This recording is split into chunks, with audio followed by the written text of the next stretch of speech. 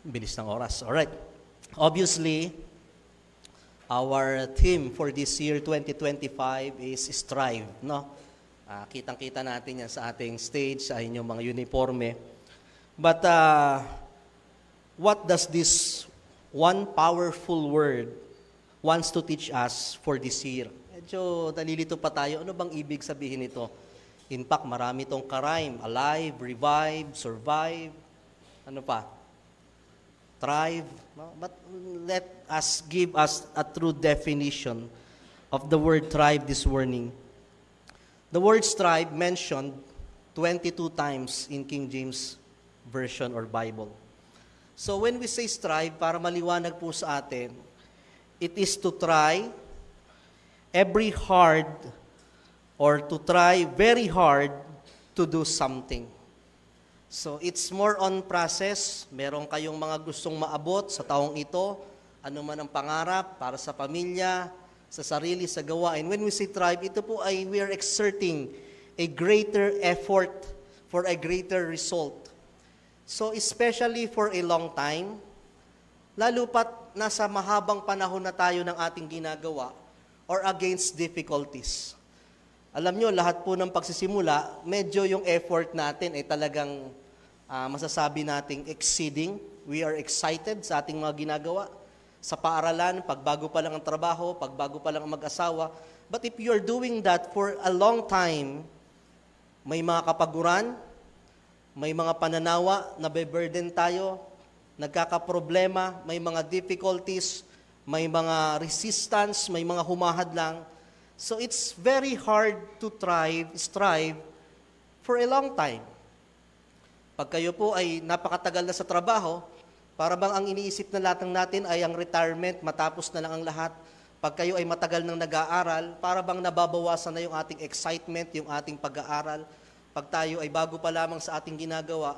But when we say strive, it is exerting hard or effort to do something, especially for a long time or against difficulties.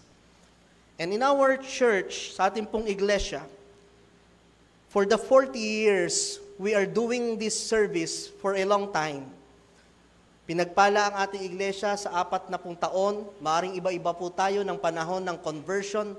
Iba-iba tayo ng panahon na tayo po ay nakakilala sa Panginoon. But if you are doing or if you are being in this church for a very long time, sometimes it's not like before. And the Lord is challenging us this morning to strive again, to face any difficulties in serving the Lord. At merong tatlong definition na kung saan makikita natin equally, or maaring there is a very thin line pagdating po sa kahulugan, yung pong survive, to strive, and to thrive. Okay, medyo malilito tayo, pero gusto ko munang bigyang pansin yung para maliwanag sa atin sa buong taong ito yung definition na yan. Yung pong survive, maaaring sabihin natin, ito po ay natapos natin. It is an end result. But yung thrive, hindi lamang siya natapos, pero meron po siyang tinatawag na better result. At ang nasa gitna ay yung tinatawag na strive. Ang pinagkaiba ng nakasurvive sa nag-thrive is the word strive. Para mas maunawaan natin, I think thrive is more on product or better result. Survive is having acceptable result, but strive is more on process. Sa mga atleta po, mayroong tatlong klase ng manlalaro. Sa mga atleta, merong hindi nakasurvive. Maaring nagkulang sa training, napagod, hindi kinaya, pinulikat, they don't survive. Pangalawa, meron pong mga nag-survive. Natapos nila, it can be 5 kilometers, running or marathon. Nakatapos sila, they survive. Una, they don't survive. Pangalawa, they survive. But there is another thing or another one, those who thrive. Ano yung those who thrive? Sila yung nanalo. Sila yung maaring hindi nanalo ay nabit nila yung kanilang record. They were satisfied with the result. At dyan po sa gitnang yan, yung hindi nakasurvive, pero may dalawang nakatapos, those who survive and those who thrive. Ano ang difference? Yung iba nakatapos lang, yung iba, they have a better ending, they have a better result. Ang tawag po doon is thrive. Putting a greater efforts on everything that we do so that at the end of our life, at the end of the year, hindi mo masabing, I survived. Usually, pag tinatanong tayo, kamusta ang iyong taon? Kamusta ka? Okay lang. Ayos naman, nakakaraos. Di ba? Usually, ang sagot natin, ang tawag dyan, you survived. Many of us dream of surviving this year, but not dreaming of thriving for this year. Yung bang lilipas na naman ang taong 2025, hay, salamat, natapos din. Pero ibang bagay yung, Lord, natapos ko itong taong ito, pero nakita ko, I've seen myself like never before or like before I started. Marami tayong mga pangarap to thrive. Maaring iniisip mo na sa taong ito, may mangyayari na hindi lang lilipas ang iyong pagtatrabaho. You are thriving for your works. Sa mga mag-aaral, hindi mo iniisip na gagraduate ka lang, nangangarap ka rin to thrive, na ikaw ay magkaroon ng honor, anumang parangal, magkaroon ng mataas na grado. Sa ating lipunan, hindi tayo nangangarap na mga iboboto na isusurvive lang ang ating bansa. Nangangarap tayo ng, we are praying for a better country. We are praying for a more progressive country because we want to thrive. Don't just dream of being survived. Na sa pagtatapos ng taon, masabi natin, napakasarap magkaroon ng panibagong taon sapagkat hindi ko lang pinapalipas ang bawat taon. And we are doing all our effort, we exert all our strength, our time, our talent, and even our treasure so that at the end of every year, masasabi natin na merong magandang resulta. And if we are doing those things, which is good. Sa umagang ito, ang pag-uusapan natin, ano naman ang pangarap mo para sa iglesia? What is your dream for your spiritual life? Ikaw ba'y nangangarap na basta na lang matatapos ang taon, ganun na lamang, wala akong nakikitang pagbabago, walang greater result? O nawa sa taong ito ay kausapin tayo ng Panginoon na hindi lang ako nagpapatuloy, but nakikita ko na ako ay lumalago, mas nagiging kagamit-gamit, mas lumalalim, mas natututo sa kanya mga aral, na hindi ko lamang tinatapos ang aking paglilingkod, ngunit tinatapos ko aking paglilingkod ng may karangalan, may kagalakan mula sa ating Panginoon. So this morning, I want to share 4 things that we should strive for the Lord. 4 na bagay. Sabi ko nga, kung papaanong sa buhay na ito, pag January, may mga pangarap na tayo, ito ang mangyayari, ito ang naka-line up, nawa, mangarap din tayo para sa ating spiritual life, para sa ating iglesia ngayong taong ito. Number 1, Philippians 1:27, yung ating nabasa kanina, strive together for the gospel of faith or for the faith of the gospel. Tayo ay magkaroon ng higit pang pagpapagal, higit pang panahon, higit pang pagmamahal para ihayag ang kaligtasan or ang gospel, ang mabuting balita na nagmumula sa ating Panginoon. Let us not forget the main purpose and business of our church is to share the gospel. Huwag nating kalimutan that more than attending, more than singing, more than anything that we are doing in the church exists so that we may share and propagate the gospel. If church is a business, gospel is our product or salvation, and souls is our consumer. Let us strive that at the end of this year, hindi lamang kayo nag-survive, pero may mga iba ring nag-survive na kaluluwa na nakakilala sa Panginoon. We are not just surviving, but we thrive for the faith of the gospel. Na marami pang mga kaluluwa ang maliligtas, na tayo ay mag-imbita ng ating mga kasamahan, ng ating mga mahal sa buhay. Probably we attempted before, sinubukan natin, pero kung yung ibang bagay hindi natin sinusukuan, huwag nating sukuan ng kanilang kaluluwa. Maaring ito yung taon na kung saan they will accept the salvation, or probably this year will be the year of their conversion. Let us build up our testimony so that we can share the gospel. They may not be here. Ang mga mahal nyo sa buhay, ang kaibigan, ang kaklase, they may not be here. They may not read the Word of God. They may not hear the Word of God. But we are living epistle. Hindi sila nakakabasa ng Biblia, hindi sila nakakarinig ng Biblia, pero sabi ng Panginoon, para tayong mga aklat at para tayong mga Biblia na binabasa nila. So we should build a good testimony and foundation of integrity wherever we are so that we can share the gospel. Makikita nila na mayroong Diyos sa ating pong puso. Let us dream that may this year be the year of salvation for them.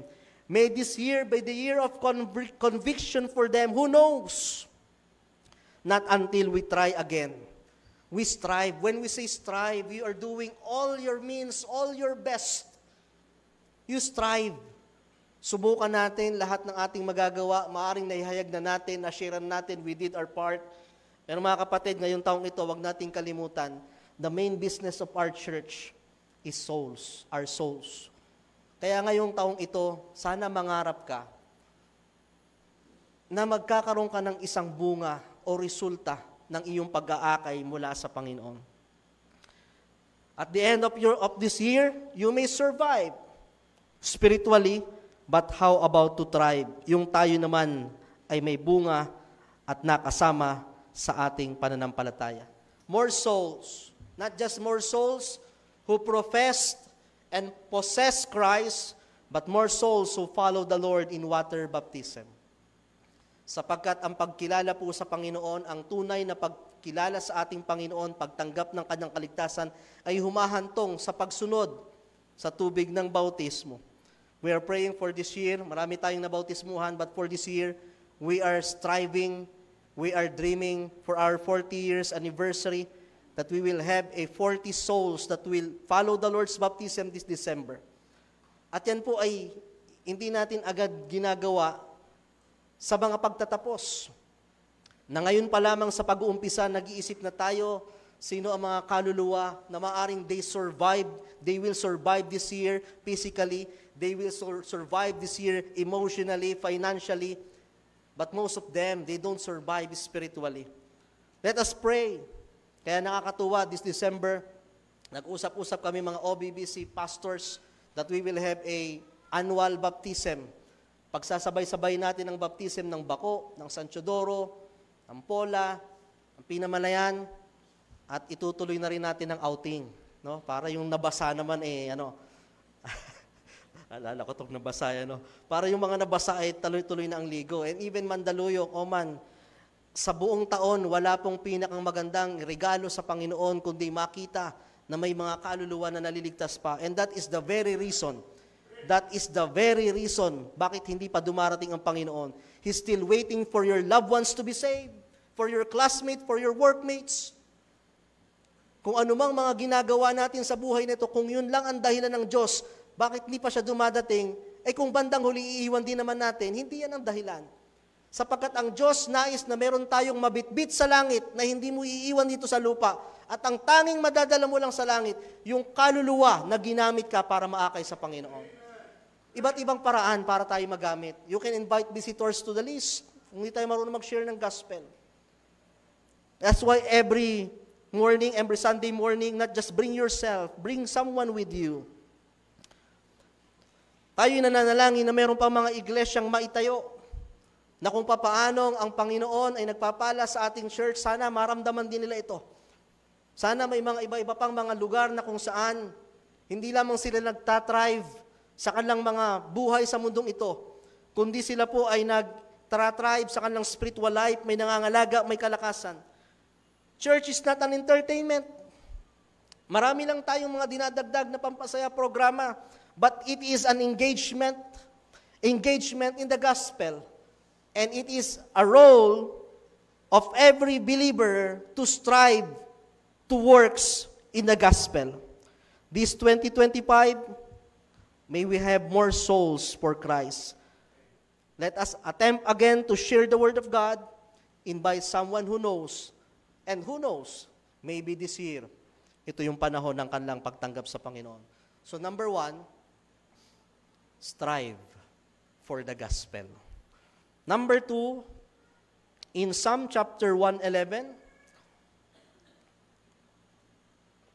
verse 2 and 3, the works of the Lord are great, sought out of all them that have pleasure therein. His work is honorable and glorious, and His righteousness endureth forever. This is talking about the works of the Lord. Pero let's put it into context na yung mga gawain ng Panginoon. Pangalawang bagay, we are doing a greater effort for the gospel. For this year, sana mangarap tayo that we will strive for the greater works na higit pa ang ating magagawa para sa Panginoon. We all have works throughout this year. Isang taon na naman kayong mag-aaral. Isang taon na naman na gigising ng maagap, magsusulat, magbabasa, magpa-project, magtitisis. Isang taong mag-e-exam. Isang taon na naman kayong magtatrabaho, makikisama sa inyong mga kasamahan. And that is our works. May mga trabahong pambahay, may mga trabahong pampamilya. And we strive, we give more efforts because we don't just want to survive, we want to thrive. That at the end of this year, masabi natin, I don't just survive, but I thrive. And there's nothing wrong. But may I tell you, we are striving for the works. Pero sabi ng Panginoon, there is a greater works. Yung ginagawa natin, mga trabaho yan. Pero sabi ng Panginoon, may higit na mas dakilang trabaho. The greater works in the ministry of God. Na kung papaanong sa ating pumbuhay, mga kabataan, ginagawa natin ang lahat para tayo ay magkaroon ng mga higit pang achievements sa ating pag-aaral, sa ating mga trabaho. Nawawag din nating makalimutan sa Panginoon na mangarap tayo na higit pa ang ating magagawa para sa Panginoon. Na ang Diyos, He allowed us to be more productive and fruitful in every areas of our life. God is so generous with the time na alam nating sa Kanya ang buhay, sa Kanya ang lakas. Gamitin nyo lahat sa that you may thrive in your works. Pero lagi nating sinasabi, magtira kayo for the greater works. Nakakalungkot isipin na ang dami nating natatanggap na parangal, mga kabataan ngayon, mga achievers, pero pagdating sa iglesia ng Panginoon, hindi naging kagamit-gamit. Dire-diretso ang ating promotion sa mga trabaho and so on, pero sa gawain ng Panginoon, hindi tayo naging kagamit-gamit. There is a greater works, and that is the ministry. We're always talking about our time, our talent, and even our treasure. Kung tayo ay nangangarap ng higit para sa ating mga pangarap sa buhay sa mundong ito, gayon din sa iglesia, hindi pwede ang pwede na. Hindi pwedeng, at least nandito pa, at least nakarating pa. You strive for the greater works of the Lord. Let us do more. May this year, as we strive, will be a year for us that we will be revived. Balikan natin ang mga nawala. Gawin natin ang mga kaya pang gawin. We can need more. We need more because there is a greater work. Isang taon na naman. Kung papaanong isang taon na naman sa inyong paaralan, isang taon na naman sa inyong trabaho, isang taon na naman sa bahay na maglalaba, magluluto, isang taon na naman para sa gawain ng Panginoon. At sabi ko nga, nag-i-evolve ang ating church because this is not just a one-man works. Thank God for the ministries that we have. Isang taon na naman yung ating mga manunugtog na pupunta dito, yung ating mga choir leaders. Isang taon na naman yung ating mga preachers, yung ating mga drivers. Isang taon na naman yung mga feeders ng ating mga bata, mga Sunday school teachers, yung multimedia. Isang taon na naman yung ating mga pagsasakripisyo, yung ating pagbibigay. Isang taon na naman. At yan ay magagawa natin na ang isang taong ito ay isang taon na kung saan hindi lamang lumipas, kundi higit pa ang ating nagawa kung ang bawat isa ay makikipagtulungan para sa gawain ng Diyos. Do whatever you can. It can be through your time, dun ka mas madami. It can be your talent, ang iyong lakas, or it can be your treasure, or kung pwedeng lahat, kung maganda. Pero huwag kang papayag na sa gawain ng Diyos, wala kang ginagawa. Maaaring ikaw ay may palakpak mula sa tao for your greater works. Pero hilingin mo sana na ang Diyos pumapalakpak din sa trabaho mo. Na pagdating sa gawain ng Diyos, you strive and you thrive.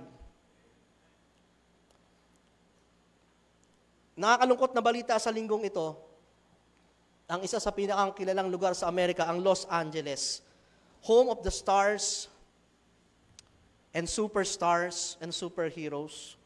Kaya nga nandyan ang Hollywood. Of course, nakakalungkot. Sabi nung iba sa video, they mock God. Nagkaroon ng survey kung sino ang may mga, kung magbobotohan ng popularity. May mga gantong personality, 75-35, pagdating sa Panginoon, nakalagay 0 and they laugh. This is a, anong tawag doon? Ungodly state, godless state. And it happened. But the moral thing, the spiritual thing that I've seen there, alam nyo, halos isang syudad po ang nasunog. Paano nangyari yon? Amerika, kita mo mga eroplano na mismo nagbabagsak ng mga tubig. Lalo kung sa Mindoro nangyari yan, baka buong isla sunog na. Wildfire, with all their technology, lahat ng paraan.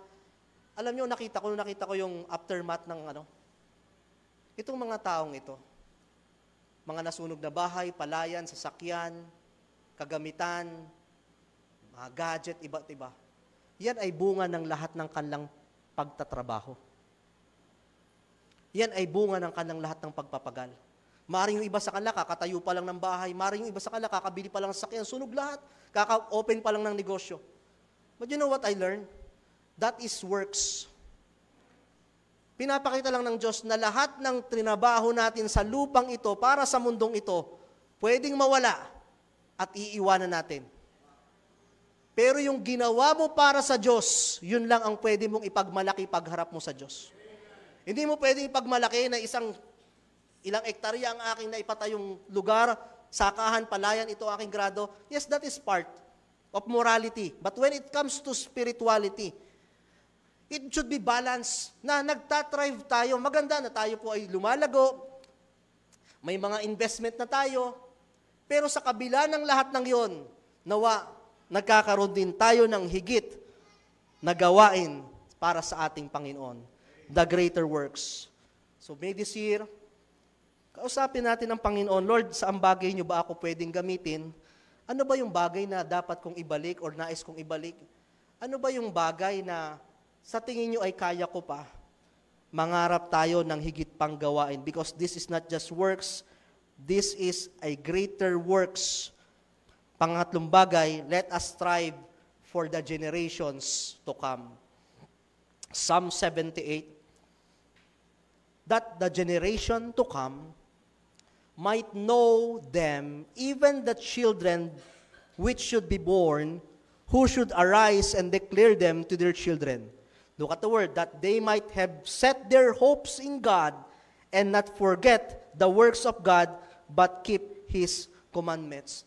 Tayo ay kumikilos, we share the gospel, we strive for the greater works for the next generations to come. Nang sa gayon, hindi dito matatapos ang paglilingkod sa Panginoon kung hindi pa ang Diyos babalik. May mga susunod na henerasyon na magpapatuloy ng pananampalataya at pagmamahal at trabaho sa gawain ng Diyos. Pag sinabing generation, it depends upon culture, place.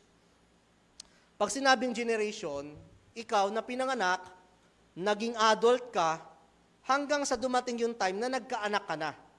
That is generation. So usually, sa ating pong bansa, ang generation natin is 20 to 30 years. It means to say, with the span of 20 to 30 years, may susunod ng generation.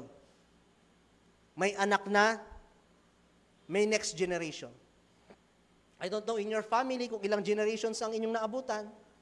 But in our church, our first generation is our pastor. Yung ating mga pioneering members. After 30 years, dumami kayo, nagkaroon ng pamilya, the next generation, kami yon. Mga anak. Yung mga apo ng first generation, they were the third generation. And in our church, sa ating pong pagsisimula, tayo po ay nagpatuloy, but we are praying for the next generation. Will the works of God last into the next generation? Let us strive to prepare them. Ihanda natin ang kalang mga puso, ang kalang mga buhay, upang sila po ay magpatuloy sa gawain ng Diyos. Paano natin ipe-prepare ang next generation? By gospel and by greater works. Our works is for the next generation. Maaring sa mga susunod na pagkakataon, wala na kayo dito, pero nag-iwan kayo ng iglesia mula sa ating pagtutulungan. Nag-iwan kayo ng mga trainings ng mga iba't iba na pakikinabangan ng susunod na generation. Let us strive for the next generation to come. Make an effort. Generations to come. Make an effort for the next generations to come to church. Ito ang nakakalungkot lang. Second generation, first generation, second generation. Yung third generation at second generation, medyo nauubos na. Nawawala na. Hindi sinundan ang yapak ng mga magulang. In America, nakakalungkot ang mga churches. Pag pumasok ka, kalimitan senior citizen. Nasa na mga young people? Nasa kamunduhan. Nasa na mga young people? Nasa secular lahat. But they don't have time for the works of the Lord. Kaya mga magulang, alam ko mahirap, kaya nga strive. Let us do our best. Kung kayo nag-i-strive para sila'y makatapos, ginagawa nyo ang lahat para magkaroon sila ng mga tuition, para sila'y mapag-aral, gawin natin ang lahat ng ating makakaya na sila'y madala sa pananambahan at sa gawain ng Diyos. I've seen many young people, they were intellectual, pero kung walang spiritual, they don't have wisdom and they don't know what to do with their life. Hindi sapat na napagtapos nyo sila.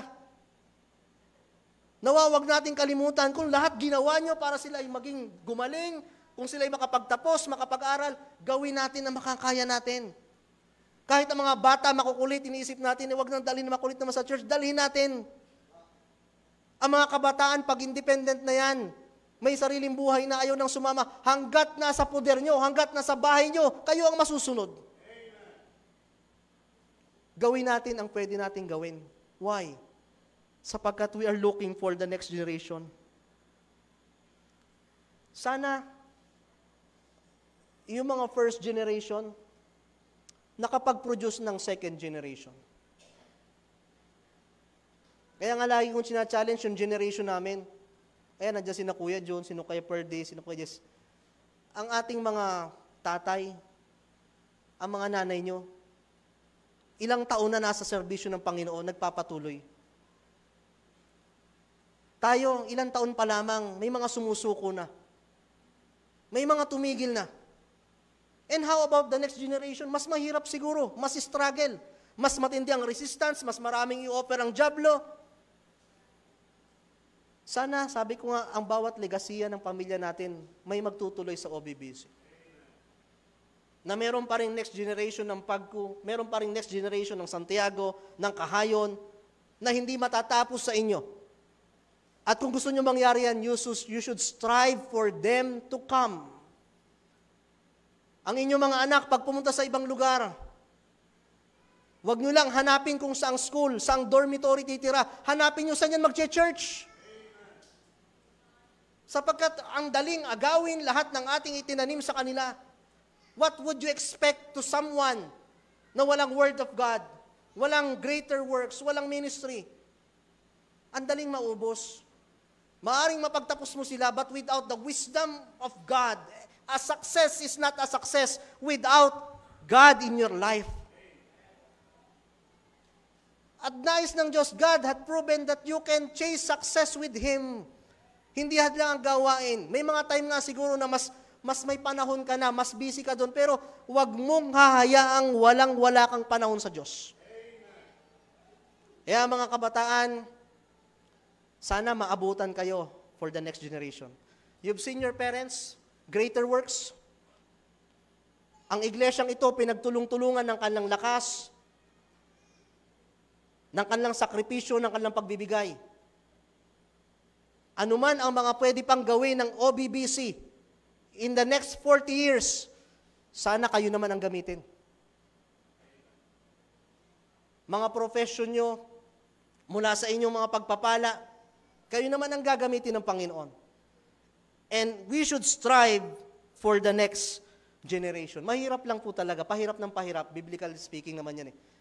Ayoko rin magsalita ng tapos kasi kahit kami, kita ko palang mga bata na nahihirapan tayo. We may not know. Pero mga kapatid, pag sumikapan natin na talagang tayo ay mag-iwan ng legasiya ng Panginoon. And of course, the last, we should strive for the glory of God. Whatsoever you do, do all to the glory of God. Lahat ng ating pagsusumikap, lahat ng ating sakripisyo, lahat ng ating binigay, lahat ng panahon nyo dito, lahat ng inyong pagtatrabaho, lahat ng inyong pag-aaral, ginagawa natin lahat yan, hindi para tayo maitaas. We do all of this for the glory of God. We strive, we give more efforts, sapagkat gusto nating maitaas ang Diyos. Gusto nating maparangalan ng Diyos, mga kabataan. Kaya kayo nag-aaral. At pagka kayo ay may mataas na napag-aralan, pagka kayo ay may mataas na grado, pag maganda ang inyong patotoo, na itataas ang Diyos. Na ikaw ay isang mananampalataya. At nung ang Panginoon ay pumasok sa puso mo, nakakitaan ka ng isang buhay na kung saan kalugod-lugod. At kung ikaw ay kalugod-lugod, ikaw ay nagiging kaluguran sa Panginoon. Wherever you do, maging sa trabaho din. Ang trabaho ba natin ay trabahong Kristiyano na masasabi natin na someone will testify na ang taong ito ay magaling magtrabaho, honest magtrabaho, at kung sa mga trabahong yan, hindi lamang, gayon din sa gawain ng Panginoon for the glory of God. Ano man ang ating napagtulong-tulungan, it is not us, Panginoon at Panginoon pa rin. So for this year, 4 na bagay, 4 Gs. Gospel. You think of someone. Kada taon may umaalis, nagtatrabaho, nag-abroad. Naghahanap tayo ng mga dapat nating ipalit na kaluluwa. Strive for the greater works. Ano kaya yung pwede ko pang gawin sa gawain? And we should strive for the generation to come. Let us always attempt to revive the next generation. And all of this for the glory of God. Life begins at 40, sabi ng iba. In our church, papunta na po tayo sa 40. Pero sabi nila, the last 39 years are just a practice. For our church, maaaring sabihin natin, matanda na, tapos na. For the next generation, nag-uumpisa pa lamang. Our pioneers, your parents just laid the foundation. Nawa for the next 40 years of this church, higit pa ang magawa ng Panginoon para sa ating iglesia. Kaya sa araw pong ito, may we thrive and may we strive.